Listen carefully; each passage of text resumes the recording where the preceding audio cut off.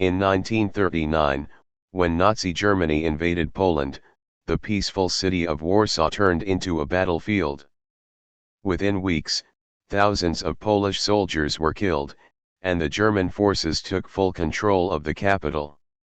For the Jewish community living in Warsaw, life changed completely. By 1940, the Nazis had forced more than 400,000 Jews into a closed area surrounded by high walls. This area became known as the Warsaw Ghetto. Conditions inside were horrifying. Extreme hunger, disease, and fear spread everywhere. Among the Polish citizens who witnessed these events was a 30-year-old woman named Irena Sendler. She worked as a social worker in the Warsaw Social Welfare Department. Before the war, her main job was to help poor families, distribute aid, and provide health care support. But when the Nazi occupation began, she used her position to help Jewish families survive. Irena saw the situation in the ghetto with her own eyes. The streets were crowded with starving families. Children had no food to eat, and many died on the sidewalks. People were suffering from diseases like typhus and tuberculosis. The German soldiers would shoot anyone who tried to escape. Irena was deeply affected by the suffering she saw. In her own words later, she said, "I could not just stand by and watch people die. Someone had to do something." To get access inside the ghetto, Irena used her official position in the Warsaw Public Health Department. She managed to get a special permit from the German authorities by claiming that she needed to inspect for typhus outbreaks. The Nazis were afraid of disease, so they allowed health workers to enter the ghetto. This gave Irena a rare opportunity, a legal way to go in and out of the walls. Once inside, she secretly began to organize help for Jewish families. She would bring food, medicine, and clothes under the excuse of public health inspections. Soon, she realized that saving lives inside the ghetto was almost impossible. The only real chance for survival was to get the children out. At first, she approached Jewish parents and quietly asked them to trust her. She explained that she could take their children out and hide them with Polish families, convents, or orphanages. It was the most painful choice any parent could make. Many mothers cried, unsure if they were sending their children to safety or to death. But most of them knew that staying inside the ghetto meant certain death. Irena formed a small underground network of friends and volunteers who were willing to risk their lives. They worked under the secret Polish resistance organization called Zgoda, officially known as Council to Aid Jews. This group provided fake identity papers, contacts, and safe houses. The operation was extremely dangerous. Irena and her team had to invent creative methods to smuggle children out of the ghetto. Sometimes, they hid babies in ambulances marked as infectious disease vehicles so that guards would stay away. Older children were hidden under garbage carts, inside toolboxes, or even in coffins used for fake funerals. At times, children were sedated so they wouldn't cry and alert the guards.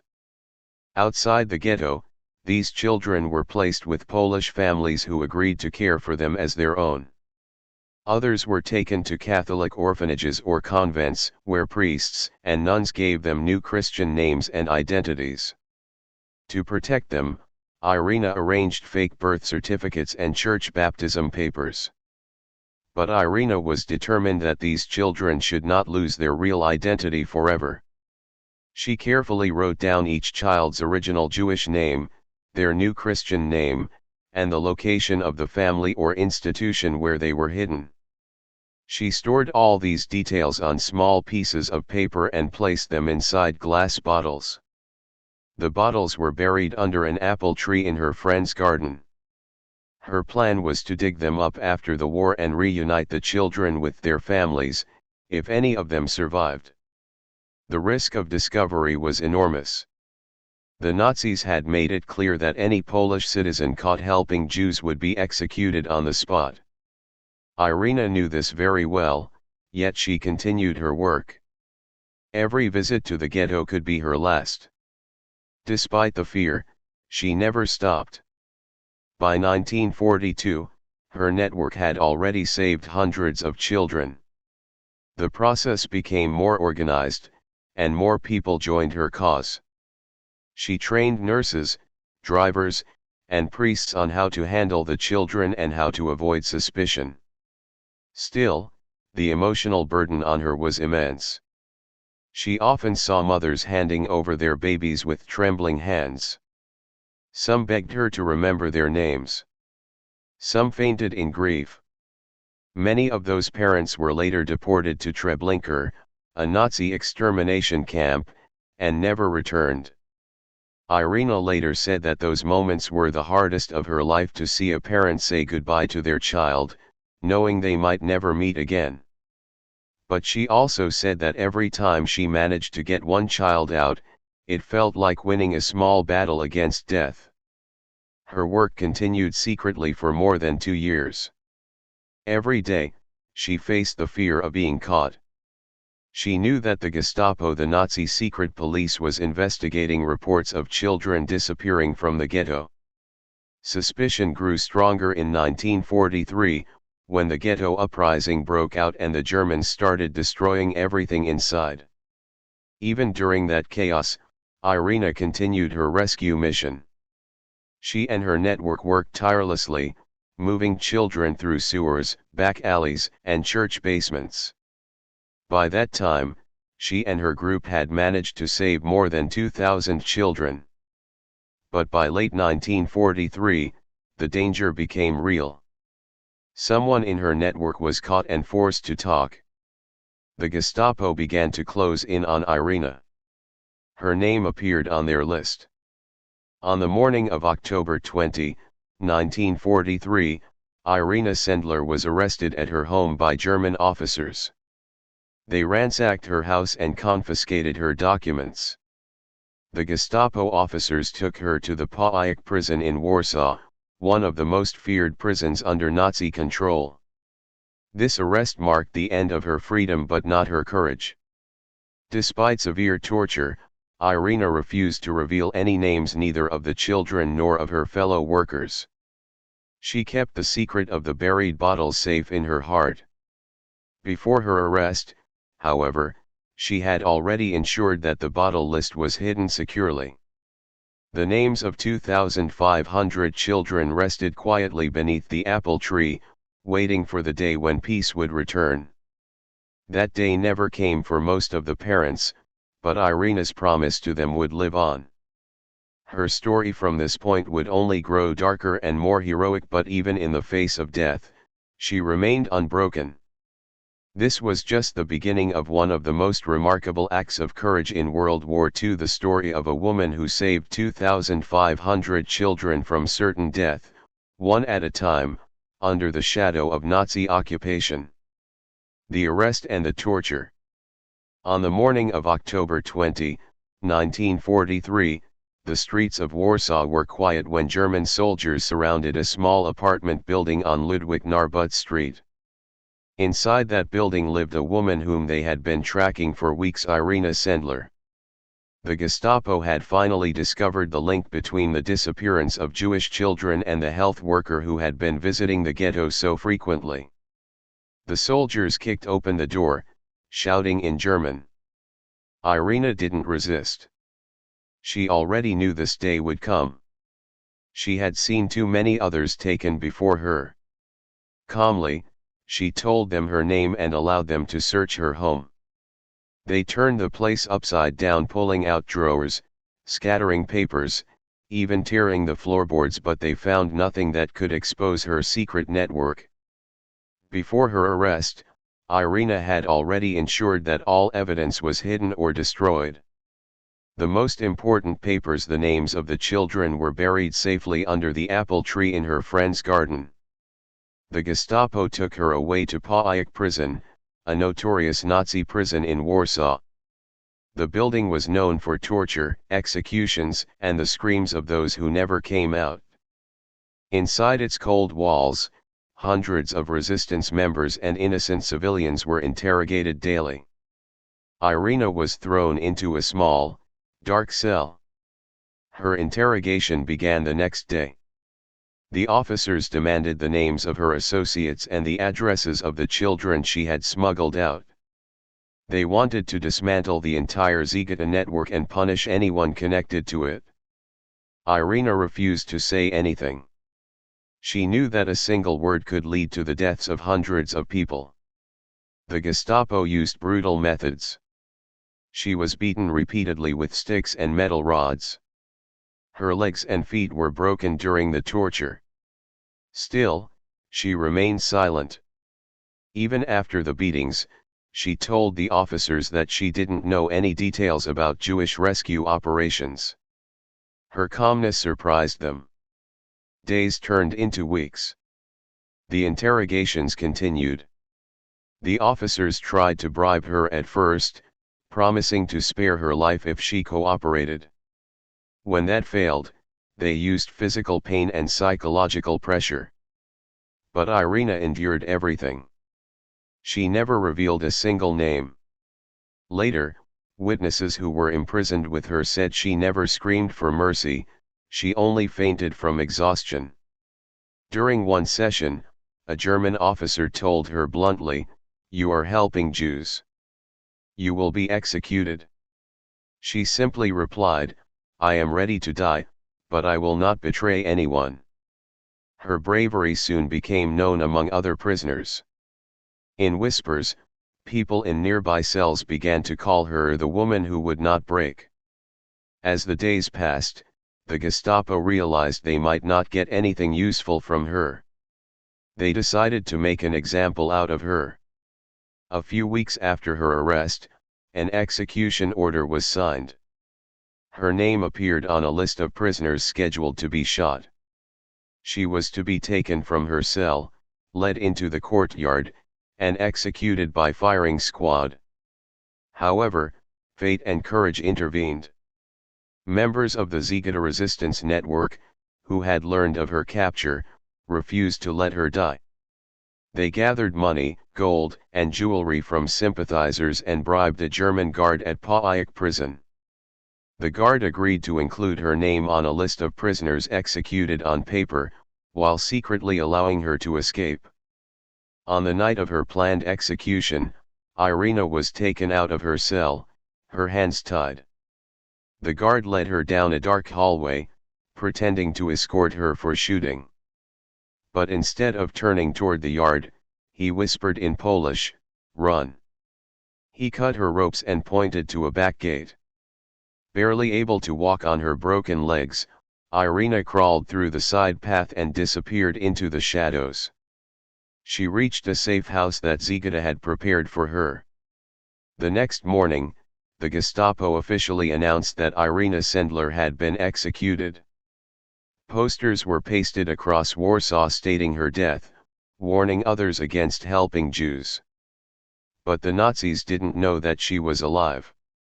Hidden under a false name and protected by the resistance, she recovered slowly from her injuries.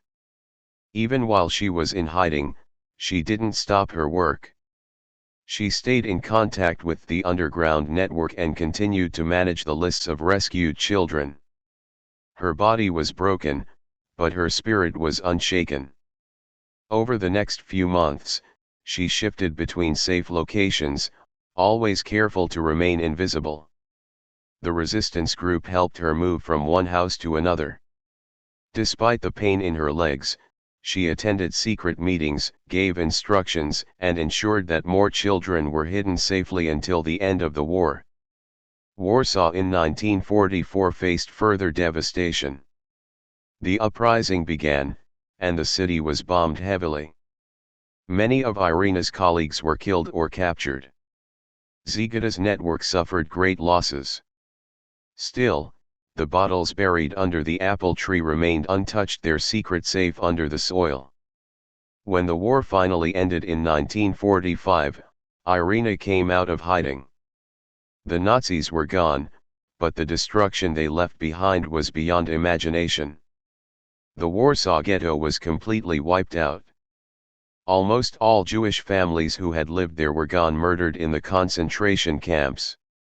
The first thing Irena did after liberation was to find the buried bottles. With the help of her surviving friends, she dug up the place under the apple tree and retrieved the records.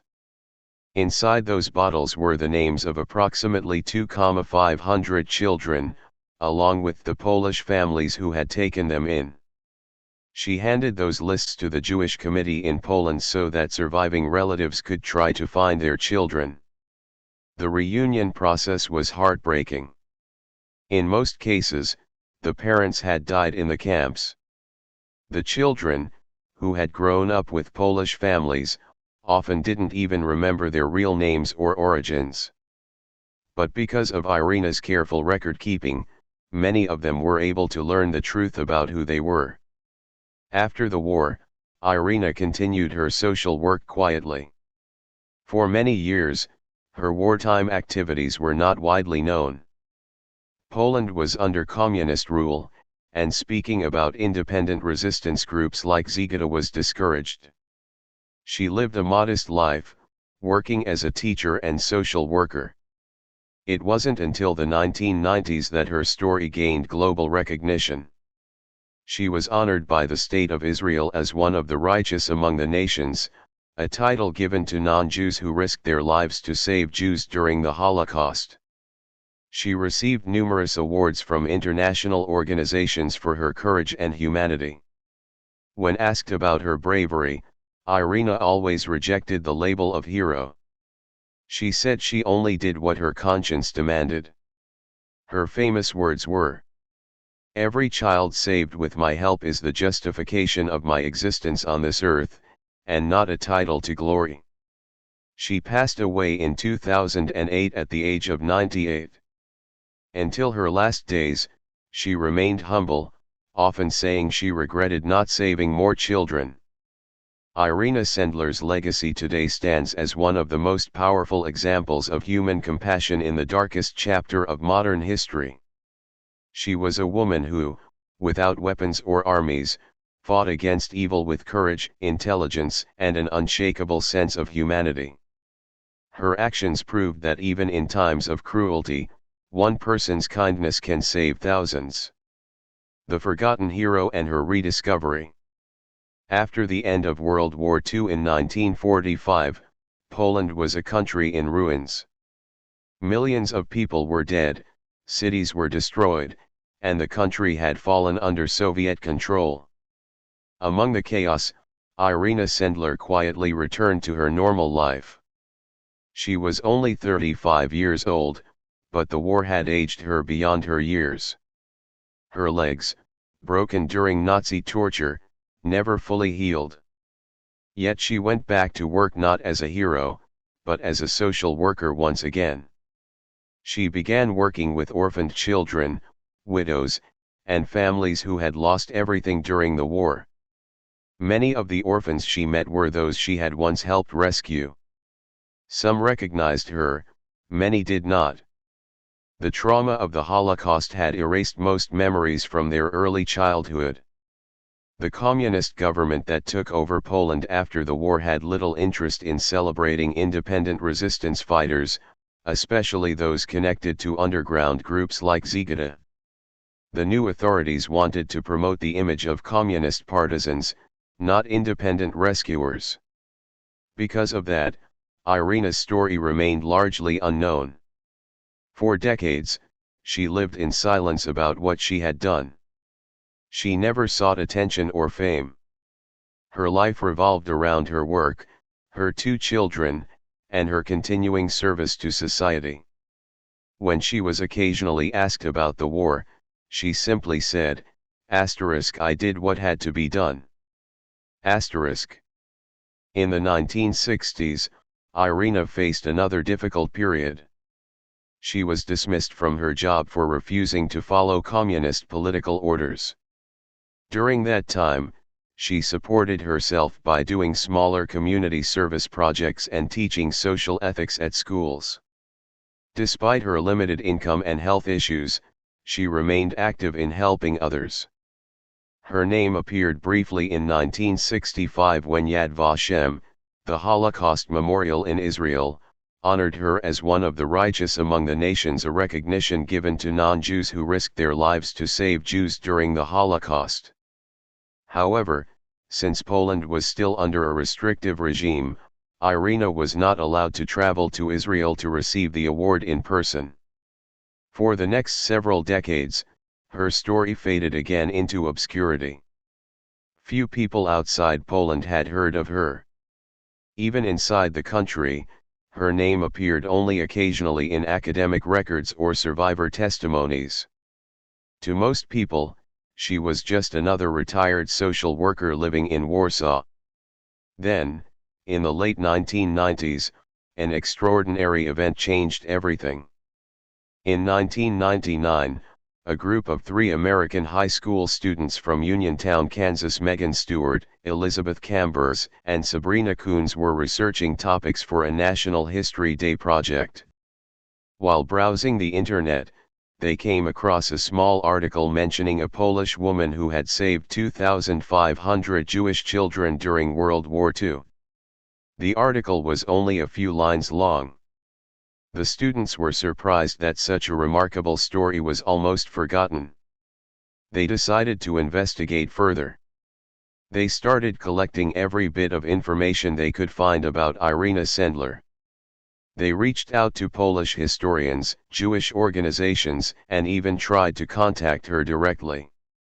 To their amazement, they learned that she was still alive, an elderly woman living quietly in Warsaw. With the help of translators, the students wrote letters to her, asking questions about her work during the war. Irena responded humbly, writing that she didn't deserve any special attention because she had only done what was right. But the students were deeply inspired. They turned her story into a short play called Life in a Jar. The play depicted how Irena had saved Jewish children and hidden their names in glass jars buried under a tree. The title symbolized both the literal jars she buried and the fragile hope she preserved through them.